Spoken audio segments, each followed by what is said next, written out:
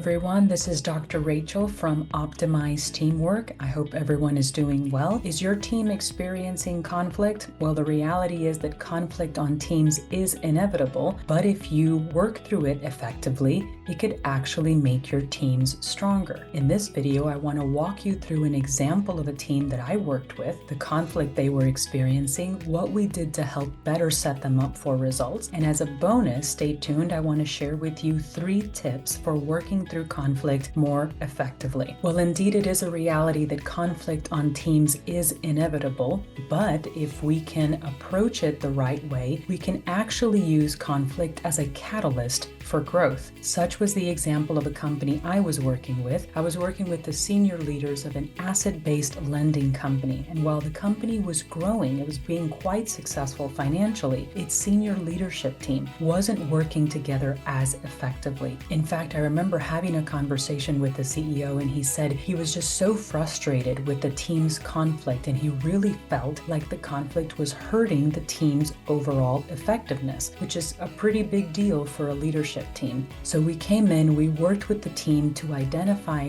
what is happening behind the conflict, specifically the why. We looked at what's important to each person. What are they defending or guarding against, or what might they be reacting to? We ended up bringing in a personality assessment to help us do that as well, and that personality assessment gave insights to each person about what it was that might be important to them in the workplace, what their approach is like, and it looked for ways that maybe there could be natural conflicts or clashes among the team's interpersonal style. And what we ended up discovering is that a core reason for the team's conflict was actually the interpersonal differences between the CEO and the team leaders. You see, the CEO felt like he was being decisive and results-oriented, and he was really leaning hard into his personality, his strengths. And he thought, this is exactly what the company needs. I'm the CEO. But on the receiving end of that, the team leaders were feeling railroaded. In fact, they described feeling tremendous pressure to commit to decisions before they had enough information to be truly bought into them. And it was making execution and change leadership with their teams harder, an uphill battle because of that. When we brought this to light, these interpersonal differences in the way they like to approach work, both the team leaders as well as the CEO realized something had to change. And we ended up co-creating some new norms, some new behaviors that they could operate against that would achieve the 2 main purposes that were important to the team. Number 1, empowering the team leaders to do what they do best, to lead that function, lead that division, lead the team, and be able to feel empowered in that leadership role to do that. And the second priority, of course, being to provide the CEO the updates and the deadlines that he needed to also feel like he could bring his best to work. Let me give you now also 3 tips. You might have heard them in there, but let me give you 3 tips for working through conflict more effectively. I love to use these with teams, either on an impromptu basis or even in a more drawn out basis when the conflict is a little bit more serious. I like to call these diagnose,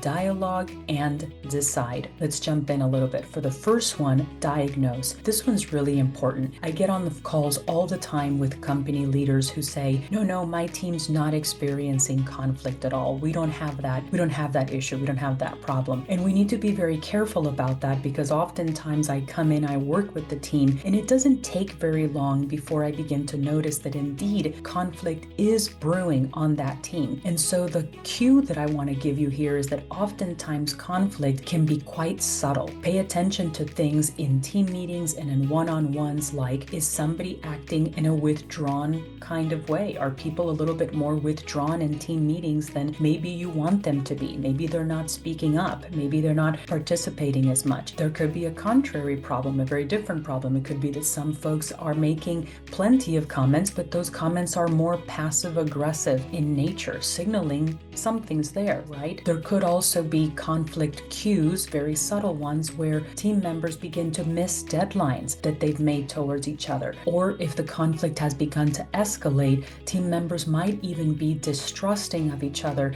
and they might begin withholding information. So here again, you want to lean into those team meetings. You want to listen for those language cues. Where are you hearing dominance? Where are you hearing disengagement? Where might you be hearing a discord between what's happening in the meeting versus what somebody is interpreting. And you also want to leverage those one-on-ones to do the check-ins and be able to surface those unspoken tensions. Next step is dialogue. Here, especially if a conflict has really taken place, something like an argument, a disagreement, you want to make sure that all the parties can come to a place where they have an open and safe dialogue. And here, the priorities that you want to achieve are really dual. The first one is you want everybody involved to feel like their voice is heard. What's important to them? What do they feel is at stake right now? What's maybe making them feel vulnerable about something? What are they protecting? And then secondly, you want to do something that's really powerful but very difficult to do. And that's you want each person to be able to see from the other party's perspective. You want each person to be able to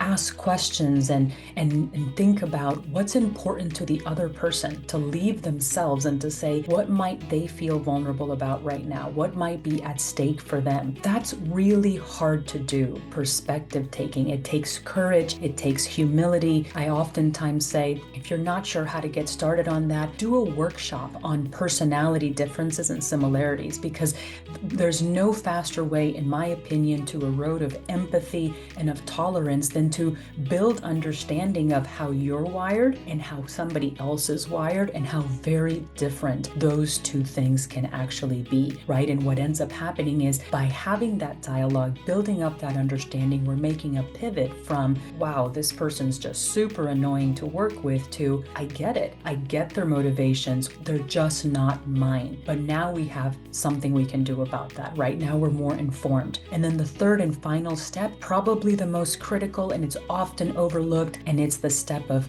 decide. Teams now need to make the commitment of how they're going to work differently with each other moving forward. Did you know that as much as 40% of conflicts that we think have been resolved actually reemerge because of a lack of clear follow through? That's so critical, right? Once you've brought people to the table, once you've had that open dialogue and you understand where people are coming from, don't stop there. This is the part where teams need to make commitments to what are they going to do differently. And those commitments really differ based on the type of the conflict. If the conflict is structural, if it's procedural, if it's interpersonal, if it's department to department, if it's individual to group, all these things matter. But when you're looking to make those commitments, it might be something like, we're going to rebalance workloads. It might be something like, we have two departments that have competing priorities, and we're going to put in a process in place that when those competing priorities are at odds,